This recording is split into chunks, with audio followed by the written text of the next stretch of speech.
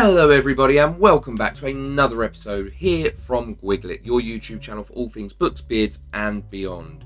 Today I want to make a special shout out to Lava Dragon. Thank you very much for your kind comments and best of luck to you and all your classmates for your forthcoming test on this, The Great Gatsby and the American Dream. I'll be exploring the theme itself today, providing with a number of quotes, techniques and analysis. So if you haven't already, give this video a thumbs up, do be sure to share this with all your friends and hit that bell icon for more updates on the channel.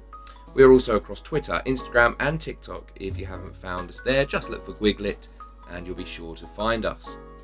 So as far as today's concerned, what you can do with the video, not only take notes in your own copies, but comment. It's the GuigLit guarantee. I will reply to every single comment I receive.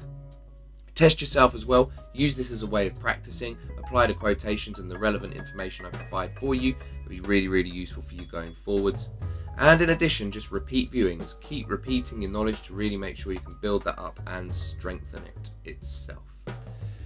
So, context. Now, we need to understand the American Dream and the background of this in order to fully understand it itself. Now, what's quite interesting about this is, whilst The Great Gatsby was published in 1929, the term itself wasn't popularised necessarily in Fitzgerald's time.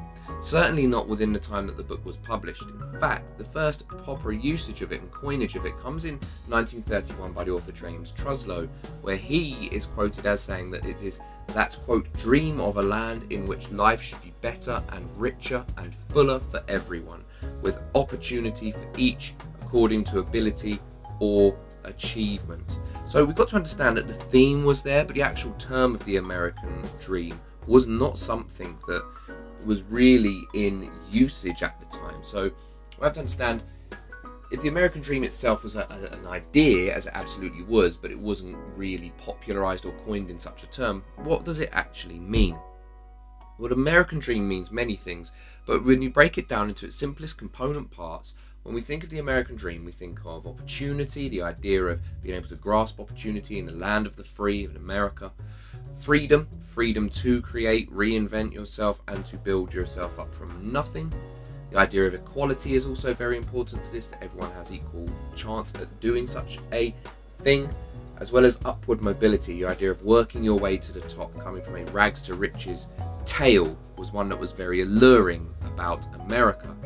In addition, all of these come from hard work. That hard work will earn the success that is richly deserved. So it's important to think of these when we consider it in the context of The Great Gatsby itself. These are the 5 pillars, one might say, of the American Dream and how it's seen.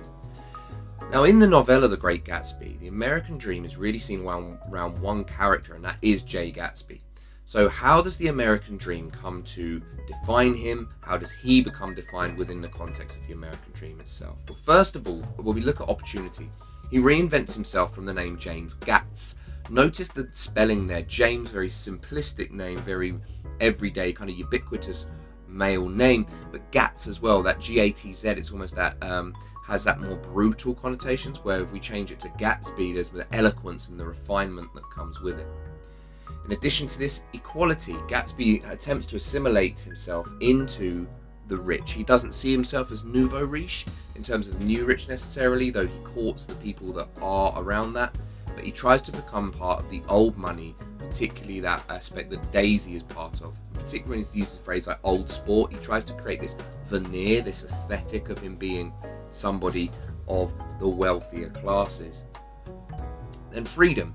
Gatsby's parties are a symbol of what is known as the carnivalesque, and that's a really important literary term I would encourage searching up. This idea of abandonment, that in the form of his parties they're a symbol that everybody can let loose and everybody is not tied to class structures. Rich and poor doesn't matter, that the party and the element of the party is where people lose themselves in a sense of freedom, very clearly tied to the American Dream, that his party is almost a microcosm of that. However, there are a couple of barriers, and we'll go into more detail on this in a second. Notice upward mobility. Gatsby's means as kind of a bootlegger, somebody who deals in what was then prohibited illegal alcohol, creates kind of dubious ways of him creating this wealth. For example, characters like Dan Cody, who he befriends, or Maya Wolfsheim, who he ends up doing a lot of work for, it's alluded to throughout the novella, shows how this idea of hard work and graft is actually something that Gatsby corrupts, and actually Gatsby manipulates and one might say cheats his way to. Whereas a number of the old money characters such as Tom and Daisy are quite morally corrupt, you could argue that Gatsby himself is corrupt in the financial sense, particularly working with criminals. Also, this idea of hard work as a root to these, his whole money and his foundations of his money are built upon profits from bootlegging and illegal activity. So while he pursues the American dream, he pursues it through illegal means, and it's important to recognize that there are barriers to his pursuit of the American dream. He is just a common poor young man, and for him to do this, he has to almost fast track his way there through achieving it through, as I said previously, dubious means. Now, on top of just this, there are barriers to Gatsby's American dream. Now, Gatsby's American dream is twofold. It's the pursuit of money and wealth, but it's equally the pursuit of Daisy Buchanan. So, how do these barriers manifest in terms of Gatsby's pursuit of his twofold American dream of not only becoming rich and wealthy, but also to gain the hand of Daisy Buchanan? So, firstly, we have to establish this idea of old money. With the exception of J. Gatsby, the rich characters within the novella, Nick Carraway and the Buchanans, all come from old money. That's something that's generational and hereditary. He cannot ever achieve that as much as he tries to. In addition, his true pursuit, as I mentioned before, is Daisy Buchanan, and the two become conflated. Sometimes he talks of how Daisy's voice sounds like money. I'm paraphrasing there, but he mentions this very keenly. And it's important to recognise how the two are intertwined, and Daisy's fortunes and her connection to him are synonymous and deeply connected to his rise and fall. In addition, rumour and gossip. The Gatsby as a character does not physically appear and does not speak until a third of the way through in chapter 3. Now, he is a character who at the time is seen as being associated with Kaiser Wilhelm, that there's allegations he killed a man.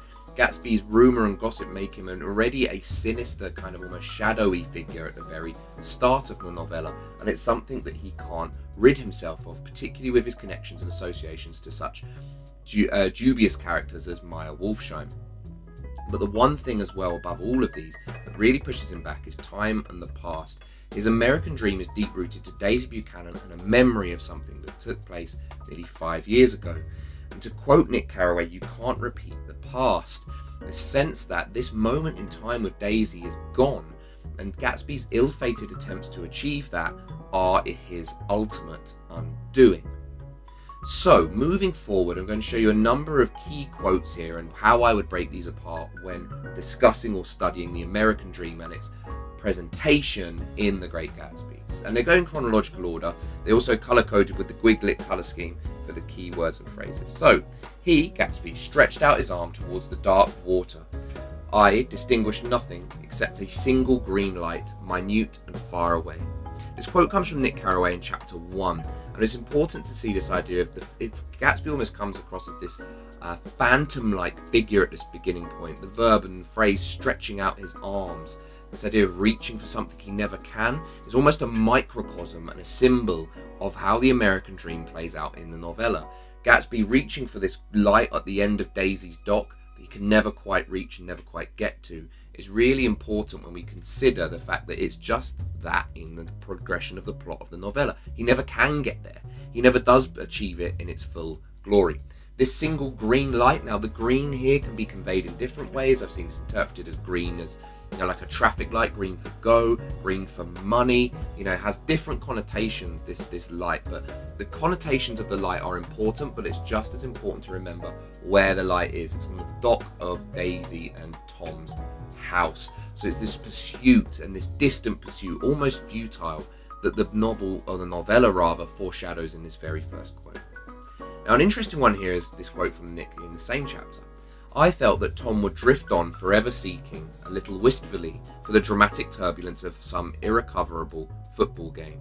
Now, this quote is one of the rare exceptions where an old money character, in this case Tom Buchanan, the arguable antagonist of the novella, is connected to the sense of the American dream. This idea that is in his first presentation, Nick sees him as someone who is is trying to seek something he can never achieve again. This idea of his glory days at university, where he was a well-renowned sports personality, that he's going to constantly seek this. Notice that phrase, forever seeking, as well, that is going to be always within him, a turbulence. That's very rarely hinted at in a novella beyond that point, but it's a really interesting touch how, while the vast majority of the American dream is centered around Gatsby's pursuit of Daisy and the pursuit of wealth that comes with that, some of the other characters convey this as well, and in this case it's Tom. Now, one other quote from this first third is, notice the interesting description here by Nick Carraway of the food at Gatsby's party. He describes buffet tables, turkeys, quote, bewitched to a dark gold. Now, first, this idea of gold as in money, this idea that even the food itself has connotations of richness and achieving the American dream, that it has this element, this aura, or this atmosphere of being part of the American dream that Gatsby is trying to facilitate, this kind of aesthetic of the American dream. But the verb there is quite telling as well, bewitched. Nick is almost hinting to us here as the reader that even though Gatsby can put on all the food and can put on all the celebrations, that even there's an element of the corruption, bewitched. There's almost something there of the darker arts about how Gatsby has achieved all of this. There's a really important point to just notice. Now, heading towards the middle third of the novella, we see the few quotes here that are really important when tied to the American dream. First of all, he, Gatsby, hurried the phrase educated at Oxford, or swallowed it, or choked on it as though it had bothered him before. So this is when the reader is introduced to Nick and J. Gatsby having their first encounter together. We see at this point, notice the verbs hurried, swallowed, choked.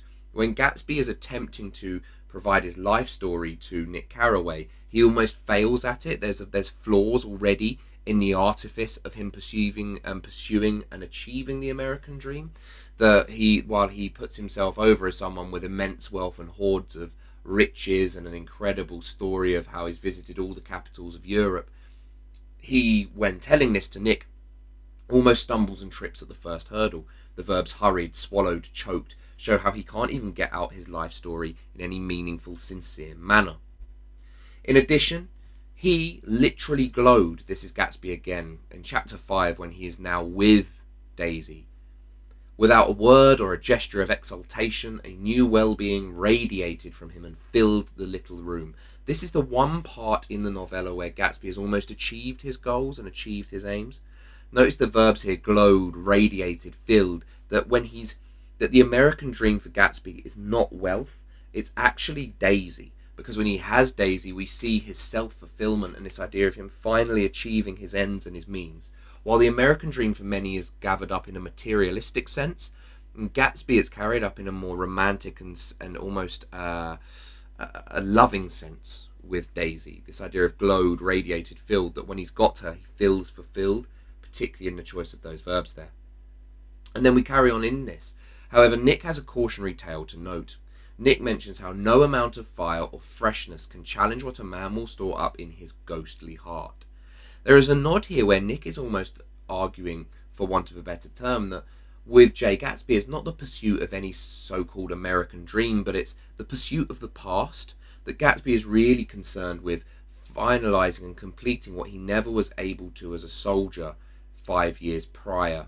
Ghostly heart as well. Notice that Nick sees this in a really different way. Whilst Gatsby comes across as forward-thinking and dynamic, and he has all this latest technology, the hydroplane and the flash car, the circus wagon, as Tom Buchanan describes it, Nick sees him as someone who is quite regressive, and in some cases, and someone staring back into the past, that his ghostly heart, Gatsby's ghostly heart, is fixated on something not of the future, as in the American dream might be believed to be connected to, but rather in the past.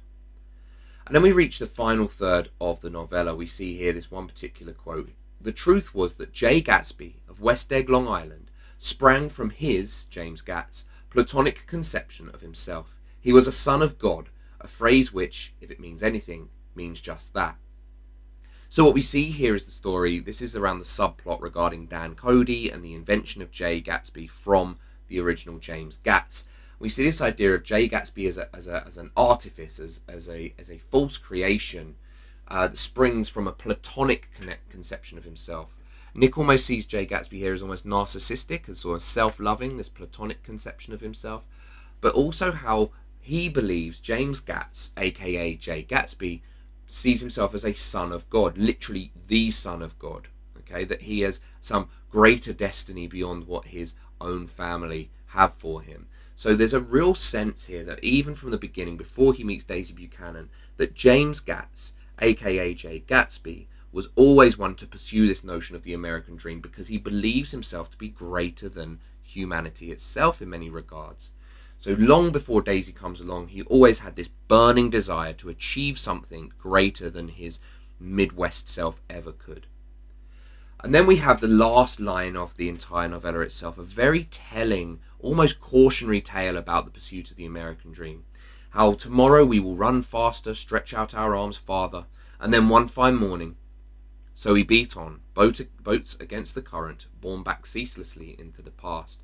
So here, when the events of the novella have all unfolded and Nick is left ruminating on what has happened and what could have been, he comments on how this idea of there's a duality, there's two sides to the American dream. On the one hand, this idea of the tomorrow, the faster and farther tomorrow, these verbs and the notion of tomorrow that we can constantly keep stretching and reaching out for more and achieving more. And yet notice this break, this hyphen, and how it cuts off so abruptly. And the tone becomes all of a sudden much more somber and melancholic. The idea of beating on ceaselessly into the past. That for Nick, the pursuit of the American dream, as it comes to be known, is something that many people aspire to and dream to, and Gatsby does. One of the reasons Gatsby can be seen as a pitiable character is because of his constant attempts to reach for something he never can, that green light at the end of the dock. However, this last 4 words of the novella, ceaselessly into the past, gives the idea of the American dream as something cautionary. That for some, the American dream is pursuing something new, but Gatsby's destruction is not in the American dream, but in his idea of ceaselessly, endlessly, forever wanting something in the form of Daisy Buchanan that was stuck in the past, and a past he can never ever achieve ultimately. So, thank you very much as always for tuning in for today's video. Thanks again for all your support. Don't forget to search up GuigLit across all the different platforms. If in doubt, like, share and subscribe as always. And all the very best. Until next time, take care and bye-bye.